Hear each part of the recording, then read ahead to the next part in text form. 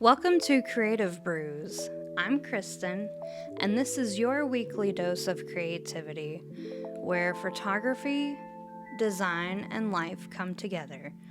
So, grab your favorite drink, and let's talk about what's brewing.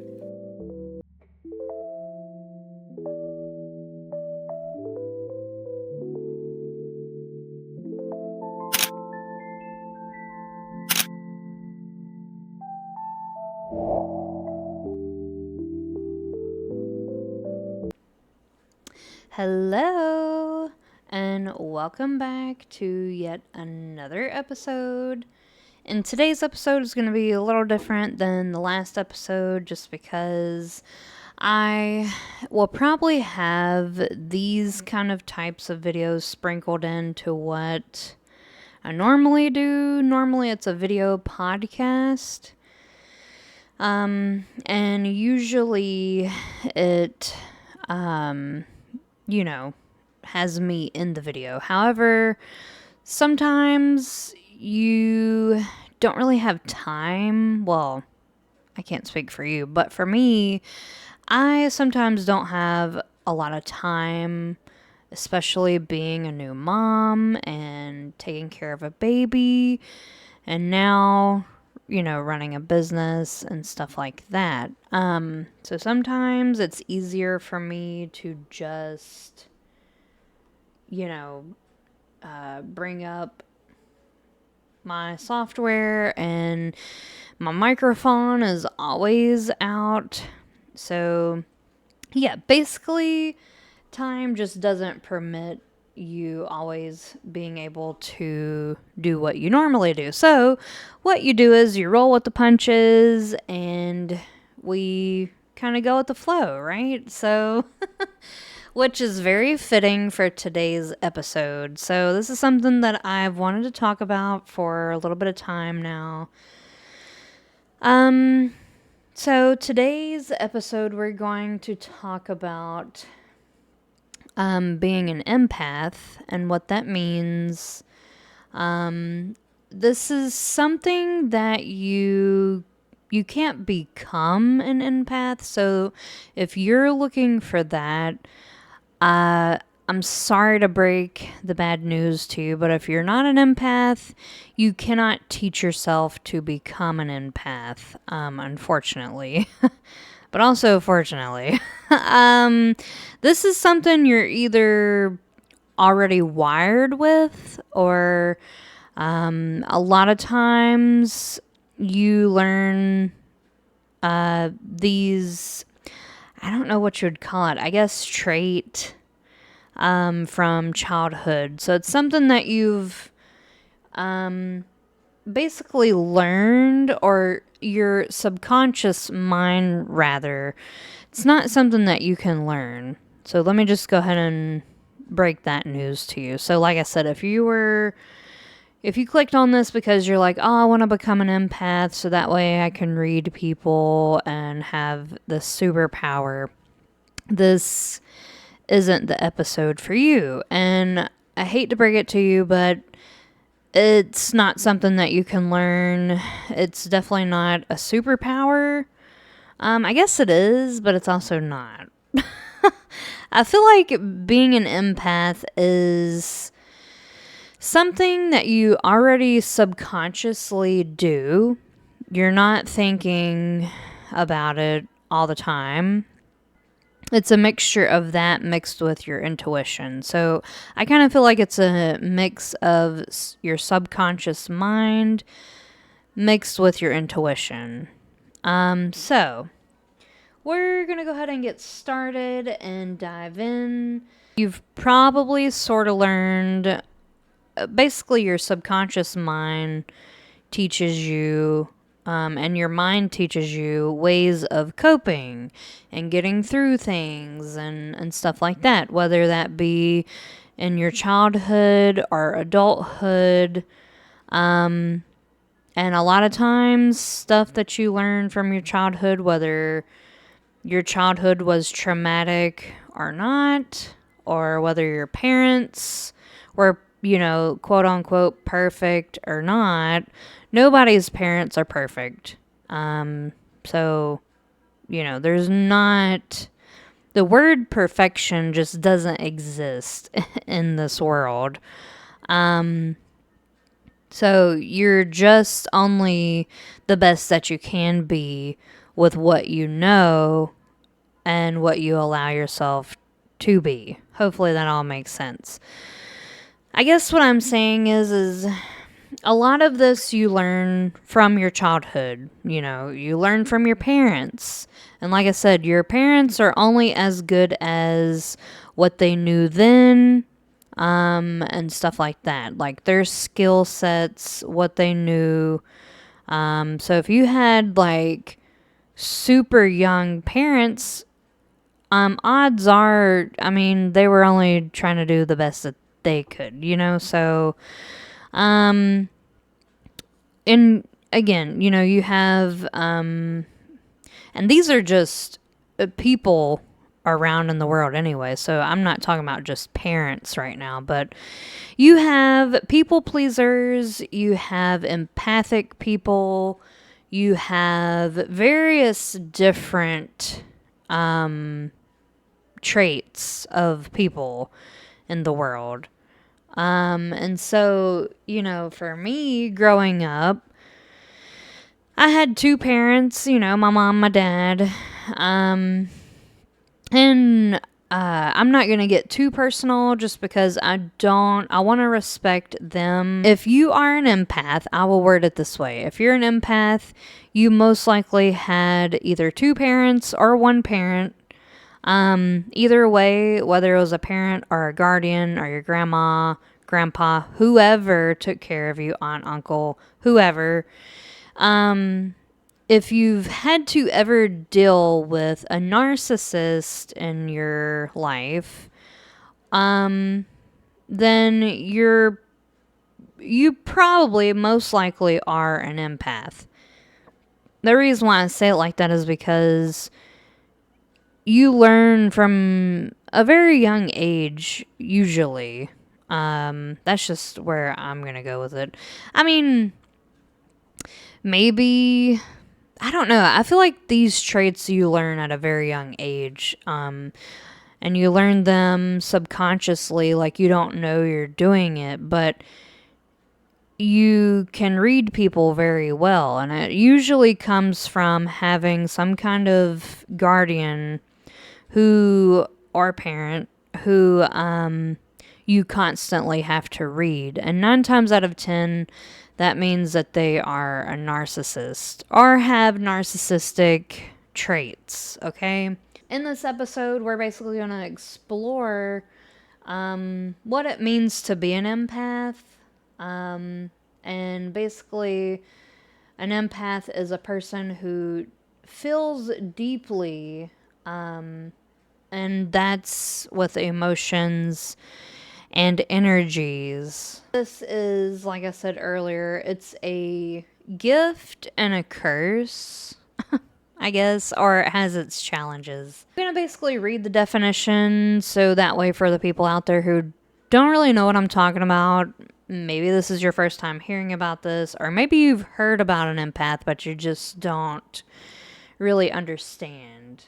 But basically, to be an empath means you deeply feel and absorb the emotions, energy, and sometimes even physical sensations of other people.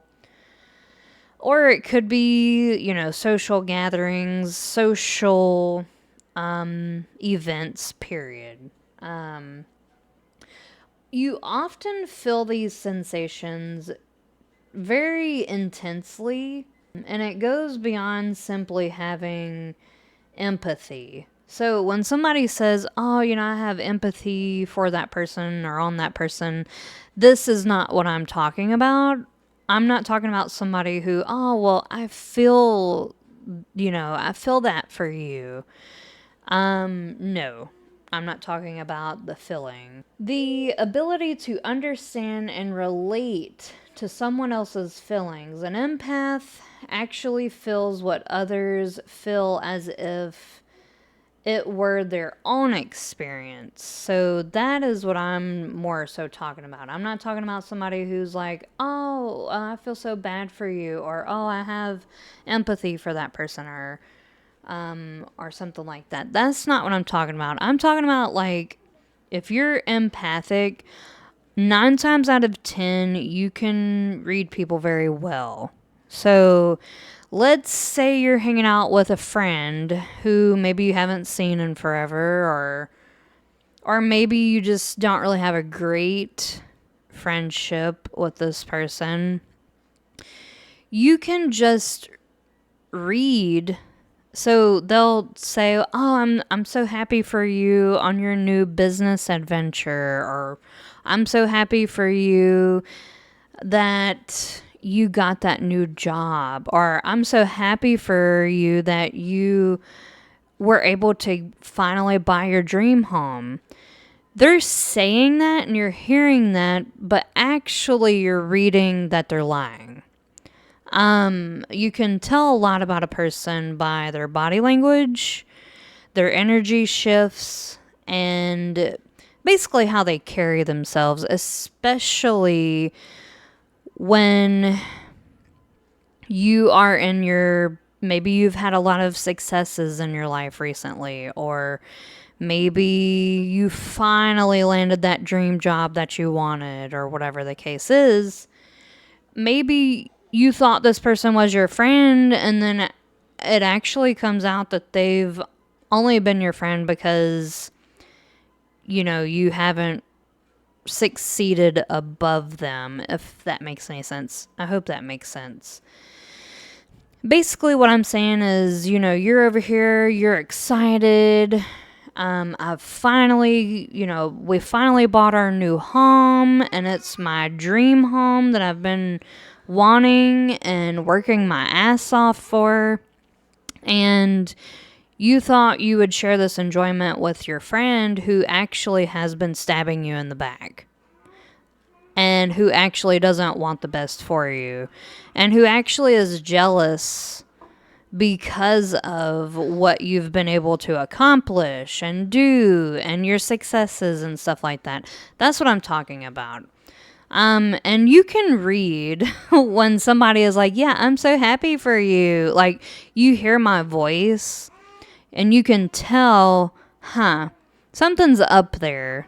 I don't think they really mean what they're saying. We're going to go through the core traits of an empath. There are actually different types of empaths and the challenges as well. Emotional absorption. You pick up on other people's moods, and often without them saying a word. So like I just said, a lot of this that I'm going to explain and stuff like that, and I guess say, is a lot of what I've already just said. Like, usually you can pick up when someone is saying they're happy, but their body language is saying they're sad, anxious, or energized. And you subconsciously do these things. You don't sit across from someone and say, okay, I'm going to read what this person is actually saying. Your mind already does this. You didn't ask for your mind to do this. You didn't tell your mind, hey, let's do this. Your mind does it already. I call it reading between the lines. So I didn't ask for my brain to read between the lines, look in the weeds and stuff like that. Because sometimes you can usually tell if somebody comes across as kind of anxious and they're just being anxious for, whatever reason. Maybe they're an anxious person. And you can also tell when somebody's being malicious, in other words. High sensitivity. This is something I touched on earlier. Empaths are incredibly in tuned to their surroundings, as well as with who they are as a person. If you're empathic, you most likely have a deep connection within yourself. You know yourself like the back of your hand. yeah, I mean, we're with ourselves 100% of the day, you know, so you should know yourself like that. This includes people's body language, tone of voice, and even subtle shifts in energy. So, like I said, have you ever noticed that you hung out with your quote unquote best friend or somebody that you thought was a friend, and afterwards you felt so sucked out of energy, like your energy levels were just depleted? Yeah, that's what I'm talking about. And if you don't know what I'm talking about, I'm trying to really convey and bring across what that means, how it feels, and what it means to actually be in a setting like that. So I noticed this at a very young age. I would go to social events, I would hang out with people. Even when I was waitressing and even when I worked at Starbucks, some jobs, I noticed, man, I just feel so like deeply sucked out. Like my energy is just so low. This is why. There's a deep intuition. You often, quote unquote, just know things about people or situations. It's that gut instinct, which can be a powerful inner compass. So I call your intuition like the empathic compass. It's your gut instinct. A lot of times, I think I saw a few like TikTok videos or reels about this, but a lot of times you'll just know something and people are like, oh, well, you can't just know that because you don't have proof. You didn't see it with your own two eyes and so on and so forth. Honestly, there's a saying, and it's something about your gut, like your intuition. Obviously, if you're having that instinct and a gut reaction that something happened or is gonna happen, or, you know, maybe that person just isn't for you, whether that be a friend or companion or in a relationship or whatever. Sometimes you just can't explain what, what your mind is actually reading from someone. So your mind is subconsciously reading this person that's sitting across from you, and maybe you're on a date. Usually you can tell how the date's going by the vibes and the energy. And does it feel right? Do I feel like I'm forcing something or forcing myself to laugh at their stupid joke? You know what I mean? It's stuff like, sort of like that. So the next bullet point that I have down is your need for solitude, because empaths absorb so much.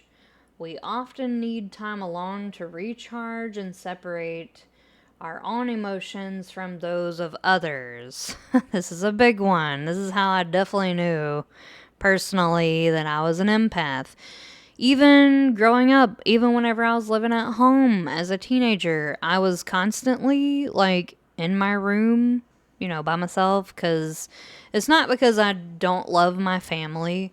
It's not because I didn't want to be with them, because I definitely loved hanging out with my family. I love my family to death. However, I noticed, wow, I need some time by myself to recharge, to do what I want to do, relax, and stuff like that, because it's very tiring.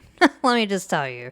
It's very tiring to be always absorbing other people's emotions and stuff like that, which is, I think, the reason why people will just pour their hearts out to me, like complete strangers, mind you, will see me in the store, see me somewhere, I'm grocery shopping, I'm getting gas, it's been the most weird and random times too in areas. Like maybe you're in Sheets, maybe you're grocery shopping, maybe you're just shopping for yourself, clothing shopping, and somebody random pops up and they're like, "Oh, well, have you seen blah blah blah?" And then you're like, "Oh no." Or maybe they think you're a worker and you're like, sorry, I don't work here. And then they go, oh, stupid me, blah, blah, blah. And then they go into their whole life story. And I'm like, oh my God, okay.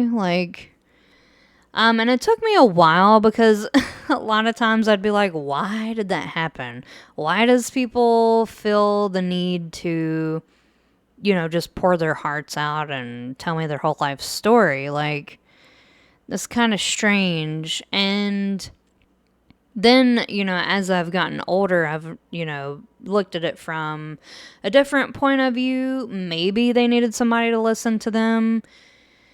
Maybe they needed clarity or another opinion on something. It's just funny, I guess, is what I'm saying. You also have a strong connection to nature and animals. Which is very true. I'm very connected to my cat. Not every animal I've been solely connected to, but I will say I've never met an animal that did not like me. So many empaths feel peace in a natural setting and bond easily with animals because those interactions feel pure and unspoken, which is very true.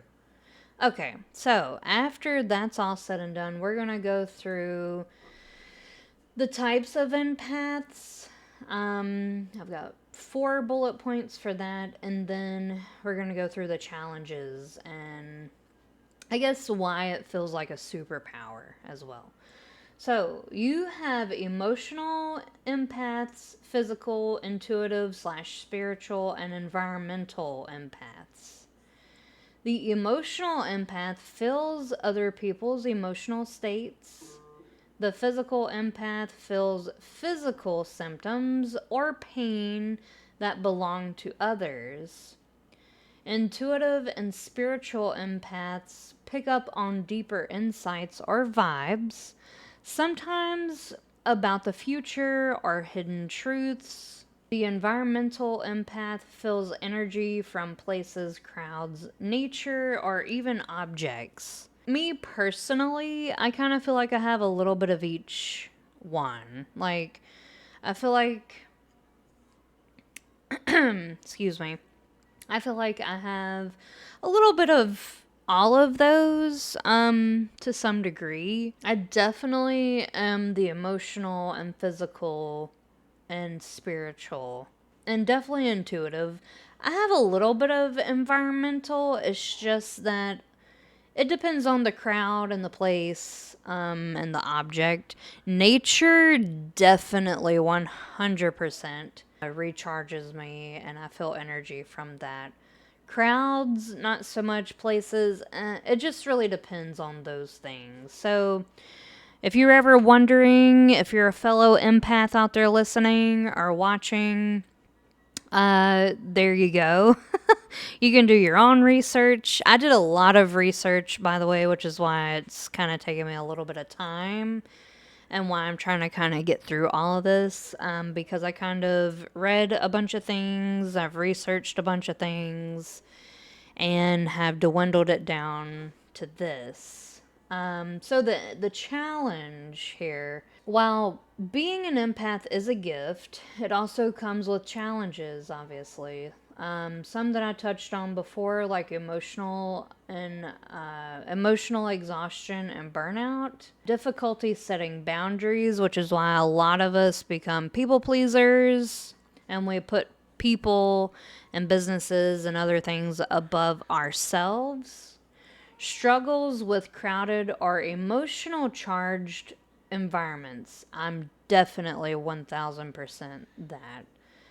And confusing your emotions with others, which is why sometimes when I receive different types of news. A lot of times people are like, okay, well, why aren't you crying? Why aren't you yelling? Why aren't you XYZ? It is because I just heard this news and it takes me some time to process things. And it took me a while to realize why I'm like that. And again, a lot of this comes from whether it be childhood trauma or trauma in your adulthood, or maybe your whole life has been traumatic. Everybody's going through different things, which is why I say you should be kind as you can be to people. Don't let it come at the price of your own self, but you should definitely be, at least try to be kind and understanding of the different types of people in the world. Especially because, like I said, you don't know who's going through what. You don't know them. So, and again, just because somebody looks happy doesn't mean they're happy, okay? So let's go over why it's a superpower, because honestly, I do kind of feel pretty, what would you call it? Not like a superhero, but I'm like, man, I was spot on. And sometimes it's exciting, other times it's saddening. But I will say this, if you are listening and are watching and you've had a friend, let's say, just disappear out of nowhere, like they didn't tell you, oh, well, I don't like you anymore, we're not friends anymore. The reason why is they're probably an empath. I've done that to quite a few people in my life. Some people will hear that and say, wow, that is the meanest thing you could ever do to someone. And let me tell you, no, it's not. I've had to learn recently, by recently I mean probably past 5 years, I've had to learn that sometimes you are the villain in someone's story. Whether that be true or not, people perceive you in different ways, obviously. Somebody might perceive you as being the nicest person in the world, and then this other person might perceive you as being a bitch. I always say that both of those things are probably true to some extent. However, that's why I say you are most likely, even right now, if you think back on your life, you are probably the villain in somebody's story out there. Somebody has told somebody else that, you are the most horrible person to ever walk this planet because of what you did 10 years ago. Who knows? Maybe you did something. Maybe you didn't do something. A lot of times, like personally, from my experience, I've had some people, whether it be friends or family or an acquaintance, say that I did something and I didn't clearly do that. However, a lot of times, for me personally, it's better to just, I tried to reconcile, I tried to take care of that situation, and get them to see things from a different point of view even, and stuff like that. But when somebody is physically or is actually saying that you did something you didn't do, that's a problem, first off. First and foremost, that's a problem. Second off, I'm not going to bend over backwards to draw out this or, paint out a picture for them to get them to see clearly. Some people cannot see beyond their own nose. That's how I'm going to put that. That's a very nice way to put it. Some people just see you as the villain in their story because that's how they want it to be. Okay? So I've either disappeared from people's life because of that, or because I can read you. You're saying, like I said, you're saying you're happy, and oh my God, I'm so excited for you. When really, no, you're not. You're stabbing me in my back. I can see it, I can feel it, and I can even smell it. You know what I mean? Like, I know that sounds crazy, it sounds extreme, but it is true. And other empaths out there right now who are listening to this are saying, oh my God, yes. Because it's true. Maybe at a later time I can go into more depth, but I think this episode will probably be a little long, and I'm sorry, but I have a lot to say about this subject just because I first and foremost have extensive knowledge as well as different stories and experiences with this subject. Superpower, yes. we When managed well, being an empath can be felt or seen or whatever as a superpower. You can basically create stuff that you're deeply connected to, like for me personally, I'm very artistic. I love to create different things, whether that be photography or painting or whatever. But I feel I only create things that I am connected to, which is something interesting that I found out about myself while doing this research. So it's pretty cool. If you are an empath, I encourage you. First off, thank you for listening and watching and supporting.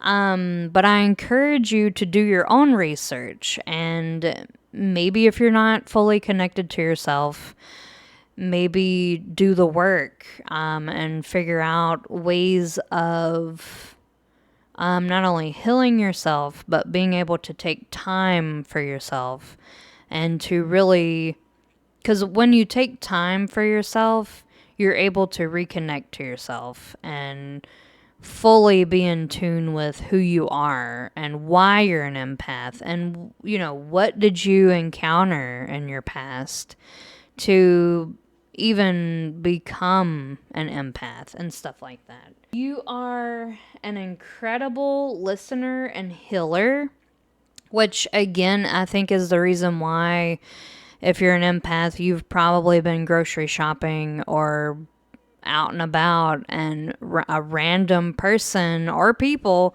will come up to you and just spill themselves. Like, they will tell you their whole life story because you're such a good listener. You offer insight and you offer a different point of view or opinion on someone else's life, and they go, wow, I didn't really even think about it like that, or thank you for giving me your opinion, or you gave me so much clarity on that. You connect on a profound level with others, and you also have an emotional authenticity about yourself, which I think also makes people feel very comfortable with an empath and stuff like that. But I believe I'm going to end with this because this is getting to be super long. But like I said earlier, you do not become an empath. You are just wired that way. You either are or you aren't. And it's not something, sadly. So if you are an empath, you sadly cannot just turn it off. I've tried. This was a long time ago before I even knew what being an empath means. And I didn't really understand what was going on, why my brain was doing this and all of that. But now that I'm 33 years old, I've had a lot of experience. I've had a lot of time to think about it. And yeah, I mean, it's a very psychological thing. So if you haven't studied psychology or anything like that, you probably don't really know that much about it. Maybe you've heard about it. Like I said, it's different than someone saying, I have empathy for that person. Or I feel what they're, I feel so sad for that person. That's not what I'm talking about. That's two completely different subjects there. But yeah, so Let me know if this resonated with you. Let me know your take on everything. Maybe I can do, like I said, I definitely want to do another episode, maybe toward being an empath and maybe how to protect your own energy as an empath. It probably is going to sound a lot like my episode before where I talked about your energy bank account and stuff like that. But thank you so much for watching and tuning in and listening and supporting as always. I will see you all in my next episode, and send this to someone who maybe they need to hear these things, or maybe they're doing research and they just can't find that much information about it, or if this resonated with you and you're like, man, my friend so and so can really benefit from this, send it their way. And yeah, I hope everybody has a great week, and I will see y'all in my next episode.